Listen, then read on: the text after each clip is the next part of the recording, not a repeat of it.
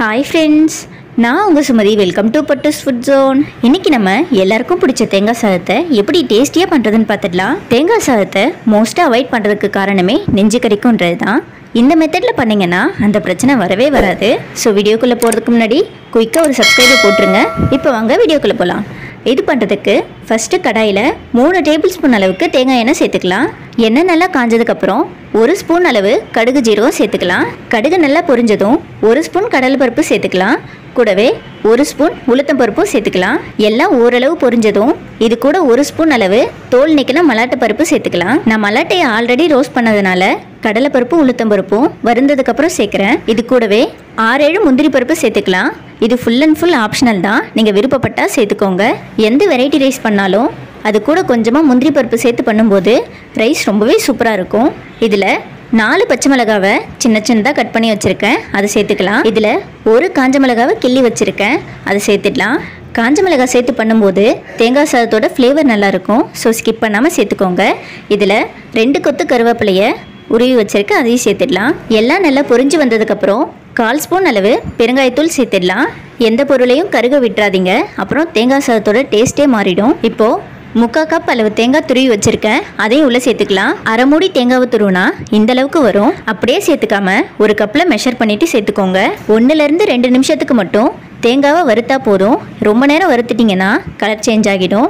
இந்த ஸ்டேஜில் இது கூட தேவையான அளவு உப்பு சேர்த்துக்கலாம். நான் 1/2 ஸ்பூன் அளவு சேர்க்குறேன். இப்போது 2 நிமிஷம் போல் ஆகியிருக்கு. ஓரளவு தேங்காய் வருந்ததும் இப்போ நம்ம இது கூட சாதம் சேர்த்துடலாம். நம்ம தேங்காய் 3/4 கப் அளவு எடுத்துருக்கோம், அதுக்கு 1/2 கப் அளவு சாதம் சேர்த்துக்கலாம். வடித்து ஆற வச்ச சாதமாக சேர்த்துக்கோங்க. சூடாக சேர்த்திங்கன்னா உதிரி உதிரியாக இல்லாமல் ரொம்ப கட்டியான மாதிரி ஆகிடும். அடுப்பை சிம்மில் வச்சுட்டு சாதத்தை சேர்த்துக்கோங்க. சாதம் சேர்த்துட்டு ரொம்ப நேரம் ஸ்டவ் ஆன்லேயே இருக்கக்கூடாது. அதிகபட்சமாக 1 நிமிஷம் போல் நம்ம கிண்டிட்டு அடுப்பை ஆஃப் பண்ணிடலாம். நம்ம ஸ்டார்டிங்கில் 1/2 ஸ்பூன் அளவு உப்பு சேர்த்தோம், அது கரெக்டாக இருக்கான்னு செக் பண்ணிவிட்டு பத்தலைன்னா கொஞ்சமாக சேர்த்துக்கோங்க. சாதத்தில் ஆல்ரெடி உப்பு சேர்த்து வடிச்சிருந்தீங்கன்னா இப்போ உப்பு போட தேவையில்லை. கடைசியாக 1/2 ஸ்பூன் அளவு நெய் மட்டும் சேர்த்துட்டு நல்லா மிக்ஸ் பண்ணிடலாம். கடைசியாக 1 ஸ்பூன் நெய் சேர்க்கும்போது தான் தேங்காய் சாதத்தோட ஒரிஜினல் ஃப்ளேவரே நமக்கு கிடைக்கும். ஸோ இதை ஸ்கிப் பண்ணாமல் சேர்த்துக்கோங்க.